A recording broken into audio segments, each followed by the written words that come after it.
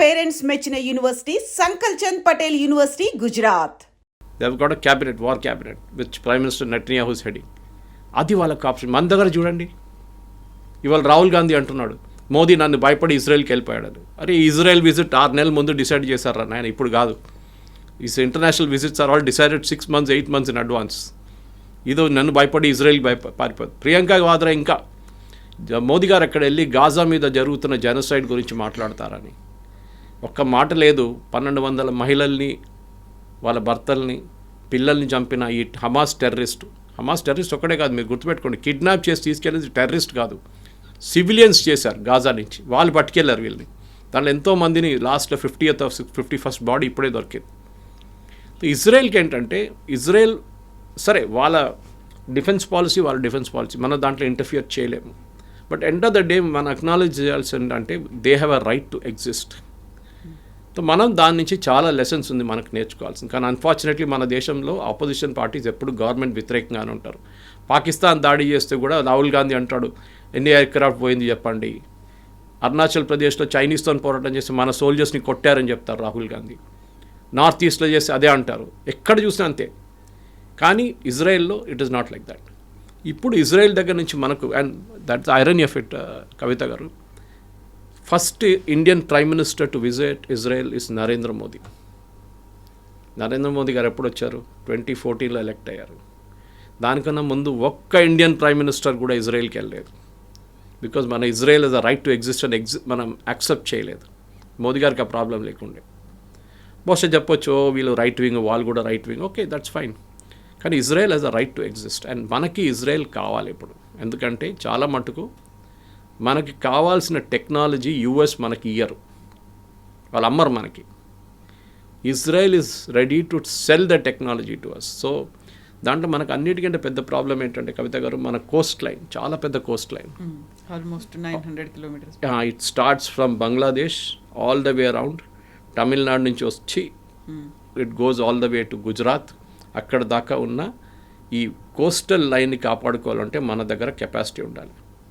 So అదే main అనమాట. So India ఇప్పుడు చేస్తున్న డిఫెన్స్ దాంట్లో డీల్స్లో ఒకటి, మన డోమ్, ఐరన్ డోమ్ అని చెప్పి వాళ్ళ దగ్గర they have a beautiful capacity. మనం చూసుంటాం. అది అక్కడ హూతీలు మిసైల్ ఫైర్ చేసిన, ఇరాన్ మిసైల్స్ ఫైర్ చేసిన, ఈవెన్ హమాస్ మిసైల్స్ ఫైర్ చేసిన వాళ్ళ దగ్గర ఒక ఐరన్ డోమ్ ఉంది. Which even US does not have today. ఇప్పుడు యూఎస్ అంటున్నా మేము గోల్డెన్ డోమ్ పెట్టబోతున్నామని చెప్పి ప్రెసిడెంట్ ట్రంప్ పెద్ద గొడవ చేశారు చూడండి, గ్రీన్లాండ్ ఇష్యూ వచ్చినప్పుడు. ఇప్పుడు మన దగ్గరికి ఈ సేమ్ ఐరన్ డోమ్ని ఇజ్రాయెల్ మనకి ఆ టెక్నాలజీ ఇవ్వడానికి రెడీగా ఉన్నారన్నమాట. సో దీంట్లో మనం గుర్తుపెట్టుకోవాల్సిందంటే ఐరన్ డోమ్కి 3 కాంపోనెంట్స్ ఉంటుంది, 3 లెవెల్స్ ఆఫ్ డిఫెన్స్ ఉంటుంది అన్నమాట. ఒకటి డేవిడ్ స్లింగ్ అని ఉంటుంది. డేవిడ్ స్లింగ్ ఏంటంటే మీడియం రేంజ్ మిసైల్స్ని హ్యాండిల్ చేస్తుంది. అది 300 kilometers దాకా ఉన్న డ్రోన్స్ని, మిసైల్స్ని హ్యాండిల్ చేస్తుంది. మనకి పాకిస్తాన్ వైపు నుంచి ఆ ఇష్యూ ఉంది. చైనా వైపు నుంచి అంత ప్రాబ్లం లేదు. ఎందుకంటే చైనా యాక్టివ్గా మన మీద దాడి చేయలేదు. లాస్ట్ 60 తర్వాత ఎప్పుడు చేయలేదు. పాకిస్తాన్ రెగ్యులర్గా చేస్తుంటారు. ఇప్పుడు ఒక third front Bangladesh open up అయింది మనకి. అక్కడి నుంచి కూడా రేపు దాడి జరగవచ్చు మన మీద. But we can easily defend our. Bangladesh అంత పెద్ద ఇష్యూ కాదు. సో డేవిడ్ స్లింగ్ టెక్నాలజీ మనకి ఇవ్వబోతున్నారు. అది కాకుండా డేవిడ్ స్లింగ్ ఐరన్ డోమ్లో మనకి ఇంటర్సెప్ట్ మిసైల్స్ని 4 నుంచి 70 kilometers దాకా ఉన్న షార్ట్ రేంజ్ రాకెట్స్ని కాపాడుకుంటుంది అనమాట. సో దీన్ని కాకుండా మనకు కావాల్సిన మెయిన్ ఏంటంటే మనకి యారో మిసైల్స్ అని ఉంటుంది ఇజ్రాయెల్ దగ్గర, which is basically an American technology. కానీ ఇజ్రాయెల్ దాన్ని డెవలప్ చేసి మాడిఫై చేసుకున్నారు. ఆ టెక్నాలజీ కూడా మనకి ఇవ్వడానికి రెడీగా ఉన్నారు ఇజ్రాయెల్. సో 3 కాంపోనెంట్స్ అనమాట, David sling, arrow and iron dome. ఈ ఐరన్ డోమ్లో ఈ మొత్తం టెక్నాలజీ మనం తీసుకొస్తే మన కంప్లీట్ కోస్టల్ ఏరియా మనం హ్యాండిల్ చేసుకోవచ్చు. అది చాలా ఇంపార్టెంట్. ఎందుకంటే మనకి ఇంత పెద్ద కోస్ట్ లైన్ ఉన్నప్పుడు డెఫినెట్గా వీ హ్యావ్ టు, ఎందుకంటే మనకు మీరు చెప్పినట్ల ఆల్మోస్ట్ 15,000 అనుకుంటా, 15,000 నుంచి 16,000 దాకా మనకి ల్యాండ్ బార్డర్స్ ఉన్నాయి.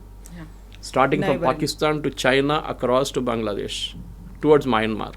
15,000 kilometers. ఇది మీరు ఫిజికలీ డిఫెండ్ చేయాలంటే చాలా కష్టం. సోల్జర్స్ని టెక్నాలజీ వాడాల్సిందే ఈ టైంలో. అది కాకుండా మీరు చెప్పినట్లు మనకి 7,500 kilometers కోస్ట్ లైన్ ఉంది. Again very difficult to defend. మీరు ఎంత సబ్మెరీన్స్ పెట్టినా, ఎన్ని షిప్స్ పెట్టినా కానీ, ఎన్ని ట్రాకింగ్ చేసినా, ఎన్ని రికాగ్నిషన్ చేసినా టెక్నాలజీ కావాల్సింది. ఇజ్రాయెల్ దగ్గర నుంచి నేర్చుకోవాలి. ప్రతి చోట్ల మన మనుషులు పెట్టలేము, మనం టెక్నాలజీ వాడుకోవాలి. So this technology Israel is ready to sell to us. అది కాకుండా మిగతా మిసైల్స్ కూడా మనకు చాలా మట్టుకున్నాయి. ఫర్ ఎగ్జాంపుల్ నేను అది ఎల్బిట్ అనే ఒక ఇజ్రాయలీ కంపెనీ ఒకటి ఉంది, వాళ్ళ దగ్గర కూడా ఒక రఫాల్ ఉంది, but it is Rafael, not Rafale of France. It's a different company. వీళ్ళ దగ్గర కూడా ఒక ఐఎన్ బీమ్ డెవలప్ చేశారు. దాంట్లో ఐఎన్ బీమ్ ఏంటంటే ఇట్స్ లైక్ ఎ లేజర్. ఇప్పుడు మనం S-400 వాడుతున్నప్పుడు రష్యా దగ్గర తీసుకున్నప్పుడు ప్రతిసారి ఇది ఫైర్ చేస్తున్నప్పుడు ఇట్ కాస్ట్ మిలియన్స్. సో బట్స్ అంత ఖర్చు చేయాలన్నా వద్దా అని ఆలోచించాల్సి వస్తుంది. అటువైపు నుంచి ఒక డ్రోన్ వస్తుందో లేకుంటే మిసైల్ వస్తున్నప్పుడు S-400 అక్కర్లేదు, యారో విల్ టేక్ కేర్, మన దగ్గర ఉన్న ఆకాష్ విల్ టేక్ కేర్, చూసుకుంటుంది అది. ఎందుకంటే మనం ఒక దోమని చంపడానికి ఒక సుత్తి తీసుకొచ్చి కొడతాం చూడండి, ఆ కాన్సెప్ట్ అయిపోతుంది ఇఫ్ యూ యూస్ S-400. దేనికి కావాలో దానికే వాడుకోవాలన్నమాట. సో ఆ పరిస్థితుల్లో we have to get this particular ఒక మిసైల్ టెక్నాలజీ మన దగ్గర వాళ్ళు ఐఎన్ బీమ్ అని చేశారు. దాంట్లో ఫిజికల్ మిసైల్ లేదు, it's a laser guided missile destroyer అనమాట. దాన్ని ఇప్పుడు ఇరాన్తో జరిగిన గొడవలో వాళ్ళు యూజ్ చేశారు. It worked. ఇంకా కంప్లీట్ డెవలప్మెంట్ కాలేదు, ఆల్మోస్ట్ అయిపోయినట్లు ఉంది ఇప్పుడు. వాళ్ళు ఎక్కువ బయట చెప్పరు ఇప్పుడు. సో దాన్ని మనం we're going to take care, we'll buy అనమాట, కొనుక్కొని వెళ్తున్నాం. దానికి బేసిక్లీ ఒక 100 kilowatts ఒక బీమ్ అనమాట, లేజర్ బీమ్. అది such a strong laser beam. Up to 10 kilometers దాకా ఏ ఇన్కమింగ్ మిసైల్ వస్తుంటే దాన్ని కొట్టుపడేస్తుంది. సో ఫిజికలీ మీరు ఏం లాంచ్ చేయక్కర్లేదు, you can just switch on the beam like a strong torch light, అది వెళ్ళి కొడుతుంది, దాన్ని వెళ్ళి కొట్టేసి డిస్ట్రాయ్ చేస్తుంది అనమాట. ఇది మనం చేయాల్సింది ఇప్పుడు. సో దీని కాకుండా చాలా మటుకు స్పైస్ 100 గైడెన్స్ సిస్టమ్స్ ఉంది, ఎల్బెట్ ద ర్యాంపేజ్ ఉంది, అది చాలా దగ్గర మిసైల్స్ ఉంది. దాంట్లో కొన్ని మిసైల్స్ మనం రఫాల్ ఎయిర్క్రాఫ్ట్లో వాడుకుంటున్నాం. ఒక మిసైల్ మనం వాడింది very important missile, spice missile అప్పుడు వాడింది మన బాలాకోట్. అదే మిసైల్ వీళ్ళు నస్రుల్లాని చంపడానికి లెబనాన్లో వాడారు. అదేం చేస్తుందంటే ఇట్ విల్ బేసిక్లీ డ్రిల్ చేసుకుంటుంది. Suppose terrorist sitting in the second floor, tunnel కానీ అండర్ గ్రౌండ్, ఈవెన్ సెకండ్ ఫ్లోర్లో కూర్చున్నాడు. బిల్డింగ్ ఏమో 6 అంతస్తుల బిల్డింగ్ ఉంది, but you know the terrorist groups are sitting second floor. అంటే ఇది డ్రిల్ చేసుకుంటూ వెళ్ళిపోతుంది. 6 to 5, 5 to 4, 4 to 3, 3 to 1 వచ్చి మళ్ళీ ఇంప్లోడ్ అవుతుంది. ఎక్స్ప్లోడ్ కాదు, ఇట్లా ఇంప్లోడ్. అంటే లోపల ఉన్నది మీకేం దొరకదు, బోన్స్ కూడా దొరకదు, ఇట్లా జస్ట్ ఎవాపరేట్ చేసేస్తారు వాళ్ళని. అంత పవర్ఫుల్ బాంబ్. దానికోసం నస్రుల్లాని అట్లా చెప్పారు. నస్రుల్లా చనిపోయినప్పుడు అలా Lebanese army very clearly said ఆయన మీద ఒక ఇంజరీ కూడా లేదంట బాడీ మీద, ఈ జస్ట్ డైడ్ ఆఫ్ షాక్. అంత టెక్నాలజీ ఇజ్రాయెల్ దగ్గర ఉంది. సో మనం కూడా అది వాడాల్సింది. సో మనకి ఇజ్రాయెల్తో ఎంత ఈ ఆపోజిషన్ పార్టీస్ ఆబ్జెక్ట్ చేసినా కానీ ఇక్కడ ఓట్ బ్యాంక్ పాలిటిక్స్ మన అందరికి తెలుసు. వీళ్ళకి గాజా వాళ్ళకి కేరళ ఎక్కడుందో, లేకుంటే పాలస్టీనియన్ వాళ్ళకి కేరళ ఎక్కడుందో, లేకుంటే ఇండియన్ యూనియన్ ముస్లిం లీగ్ ఎవరో, జమాతే ఇస్లామీ ఎవరో వాళ్ళకి ఏం తెలియదు, వాళ్ళు పట్టించుకోరు కూడా. మన వాళ్ళకి ఎక్కడ లొల్లి ఎక్కువ. All eyes on Rafah, save Gaza. Pahalgam జరిగినప్పుడు none of the film stars in Kerala tweeted about it, ఒక్కరు కూడా చేయలేదు. కానీ గాజా మీద దాడి చేసినప్పుడు save Gaza, save children, save lady women, మన అందరు తెలిసిందే. దీస్ ఆర్ టెర్రరిస్ట్ని టెర్రరిస్ట్ లాగానే చూసుకోవాల్సి వస్తుంది మనం. సో ఇప్పుడు సరికొత్తగా ఒక ప్రతిపాదన వచ్చింది, హెక్సగాన్ ఆఫ్ అలయన్స్ అనేది. సో 6 యాంగిల్స్లో దీన్ని కూడా మేము ట్యాకిల్ చేయబోతున్నాము అనేది. బట్ దాన్ని పాకిస్తాన్ ఎందుకు అబ్జెక్ట్ చేస్తుంది? పాకిస్తాన్ అంతా ఏకమైంది, వాళ్ళు ఒక రిజల్యూషన్ కూడా పాస్ చేశారు, we're opposing this hexagon of alliance అనే దాన్ని. హెక్సగాన్ ఆఫ్ అలయన్స్ అనేది ఇజ్రాయెల్ మోదీ గారు వచ్చే ముందే లాంచ్ చేశారు. I think it was 20th ఎక్కడో లాంచ్ చేసినది. దీంట్లో ఏంటంటే ఇండియా, గ్రీస్, సైప్రస్, కొన్ని Arab countries, African countries against Shia and Sunni adversaries. ఇప్పుడు మీకు ఆన్సర్ వచ్చేసింది. సున్నీ దేశాలు చాలా ఉన్నాయి, షియా ఒక్కటే ఇరాన్. షియా అండ్ సున్నీ దాని మీద, టెర్రరిస్ట్ గ్రూప్ మీద, అడ్వర్సరీస్ మీద ఒక డిఫెన్స్ మెకానిజం డెవలప్ చేయడానికి హెక్సగాన్ అని చెప్పి ఇజ్రాయెల్ తీసుకొచ్చిన కొత్త కాన్సెప్ట్. దీంట్లో యూఎస్ లేరు. Why Greece and Cyprus? చాలా ఇంపార్టెంట్.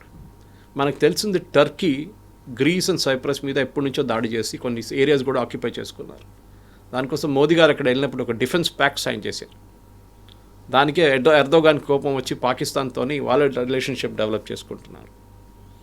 గ్రీస్కి టెక్నాలజీ లేదు, వాళ్ళ దగ్గర అంత పెద్ద ఆర్మ్ ఫోర్సెస్ లేరు. సో ఇజ్రాయెల్ ఏం చెప్పారంటే రేపు మీరు మీద ఎవరైనా దాడి చేస్తే మేము చూసుకుంటాం. ద ఐరన్ ఈస్ నేటో కూడా అంత హెల్ప్ చేయదు గ్రీస్ని, సైప్రస్ని, ఎందుకంటే నేటోలో టర్కీ కూడా ఉన్నారు. సో ఇజ్రాయెల్ ఏమన్నారంటే ఇప్పుడు we will take care of you, మేము మిమ్మల్ని చూసుకుంటాం, మీ సెక్యూరిటీ మా దగ్గర ఉంది. సైప్రస్ చాలా ఏరియాస్ టర్కీ చేతిలో ఉంది, టర్కీ ఆక్యుపై చేసుకున్నారు. ఈవెన్ గ్రీస్ మీద కూడా ఉంది చాలా మటుకు. సో అట్లాంటి పరిస్థితుల్లో రేపు టర్కీ ఒక్క కాల్ ముందు పెట్టినా కానీ India and Israel will be there to guard, చూసుకుంటారు వాళ్ళ డిఫెన్స్ మెకానిజం. అది మనకు చాలా పెద్ద ఒక ఫుడ్ స్టెప్. ఎందుకంటే మనకు యూరోప్లో ఒక ఎయిర్ ఫోర్స్ బేస్ కావాలంటే రేపు సైప్రస్ లేకుంటే గ్రీస్ మనకి ఇస్తారు. అది విచ్ మనం ఇప్పుడు కళల్లో కూడా ఆలోచించలేము. అది అట్లాంటి ఒక రిలేషన్షిప్ మనం డెవలప్ చేస్తున్నాం. సో ఈ హెక్సగన్ అని రాగానే న్యాచురలీ పాకిస్తాన్ దాంట్లో లేదు. ట్రంప్ పాకిస్తాన్ అది ఇది అంటాడు, ఎందుకంటే ఆయనకు డబ్బులు ఇస్తున్నారు, ఆయన క్రిప్టో కరెన్సీలో వీళ్ళందరూ డబ్బులు పెడుతున్నారు పాకిస్తాన్ ఆర్మీ వాళ్ళు, అదంతా చేస్తారు. ఆయన ఉంటాడు, ఇవాళ 3 సంవత్సరాల తర్వాత వెళ్ళిపోతాడు. దాని తర్వాత ఏం జరుగుతుందో మనకు తెలుసు. అక్కడ దాకా వెళ్ళక్కర్లేదు. ఈ మిడ్ టర్మ్ పోల్స్ ఓడిపోగానే Trump will become very weak. కానీ ఇజ్రాయెల్కి ఏంటంటే ఈ లాంగ్ టర్మ్ ఆబ్జెక్టివ్ వాళ్ళు చూస్తున్నారు కవిత గారు. లాంగ్ టర్మ్ ఏంటి, ఇప్పుడైతే గాజా ఇష్యూ సార్ట్అవుట్ అయిపోయింది మోర్ ఆర్ లెస్. నెక్స్ట్ ఏంటి, ఎక్కడి నుంచి దాడులు రావచ్చు రేపు? It can be Qatar, Pakistan. ఎందుకంటే ఈ అరబ్ నేషన్స్లో అందరి దాంట్లో ఇస్లామిక్ నేషన్స్లో ఒక్కటే నేషన్ దగ్గర న్యూక్లియర్ అసెట్స్ ఉంది, అది పాకిస్తాన్. అది ఇజ్రాయెల్కి డౌట్ ఉంది, వీళ్ళు ఎప్పుడైనా అమ్ముకుంటారు ఈ టెక్నాలజీ, సౌదీ అరేబియాకో లేకుంటే ఖతార్కో లేకుంటే ఎవరికైనా వీళ్ళు అమ్ముకుంటారు డబ్బుల కోసం. డబ్బులు లేవు వాళ్ళ దగ్గర. ఇవ్వాలే $2 బిలియన్ యుఏఈ నుంచి తీసుకున్న లోన్ రోల్ ఓవర్ చేశారు, అంటే మీరు తర్వాత కట్టండి రా అని చెప్పేసి వాళ్ళు అగ్రీ చేశారు యుఏఈ. ఆ పరిస్థితిలో ఉన్నారు పాకిస్తాన్. రేపు మిసైల్స్ ఇచ్చేసి nuclear tip missiles, nuclear technology అమ్ముకొని పాకిస్తాన్ డబ్బులు సంపాదిస్తారని ఇజ్రాయెల్కి ఎప్పుడు డౌట్ ఉంటుంది. సో దానికోసం మనం ఒక వైపు నుంచి, ఇంకొక వైపు నుంచి ఇజ్రాయెల్, అరబ్ కంట్రీస్ పేరు చెప్పట్లేదు, డెఫినెట్లీ యుఏఈ ఉంటుంది దాంట్లో, డౌట్ లేదు. ఎందుకంటే మీకు గుర్తుంటుంది సొమాలీ ల్యాండ్ అని చెప్పి ఆఫ్రికాలో ఒక చిన్న పోర్షన్ ఉంది. చాలా మటుకు ఒక 2-3 నెలల ముందు I think we also spoke, మన ఛానల్ కూడా మాట్లాడాము మనం. Somaliland was a part of Somalia ఒక 32 సంవత్సరాల ముందు దాకా. వాళ్ళు దాని తర్వాత సపరేట్ అయిపోయారు.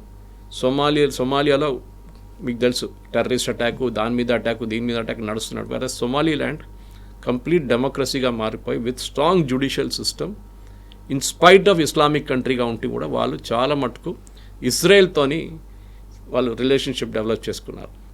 ఇన్ఫ్యాక్ట్ వాళ్ళని ఇవ్వాల దాకా మనం కూడా అంగీకరించలేదు Somaliland as a country, even UN కూడా.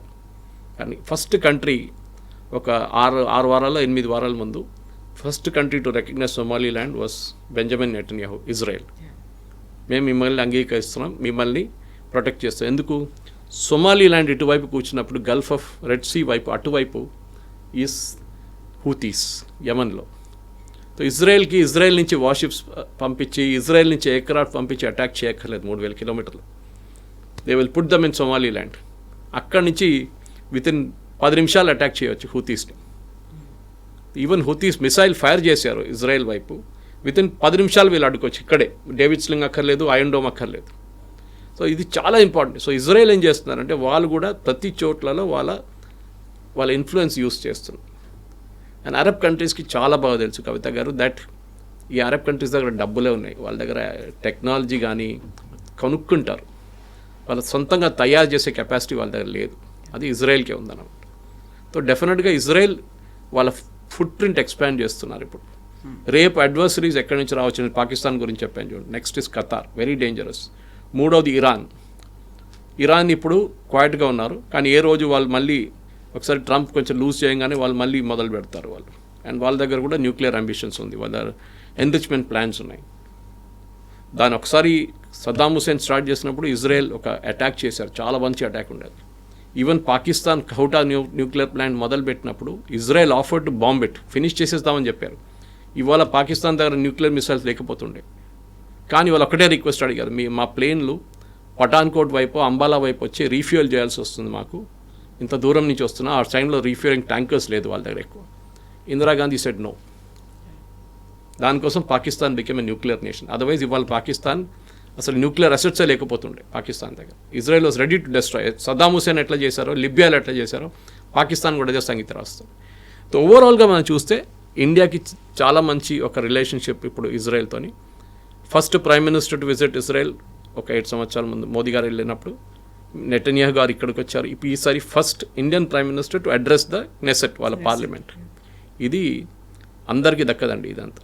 ఇది చాలా ఇంపార్టెంట్. దానికోసం పాకిస్తాన్ ఈ హెక్సగన్ ఆబ్జెక్ట్ చేస్తారు. అది కాకుండా India Middle East economic corridor అని ఒకటి ఉంది, మీకు గుర్తుంటుంది. That starts from India, ends in Haifa. Haifa is a port in Israel, మనకు తెలుసు.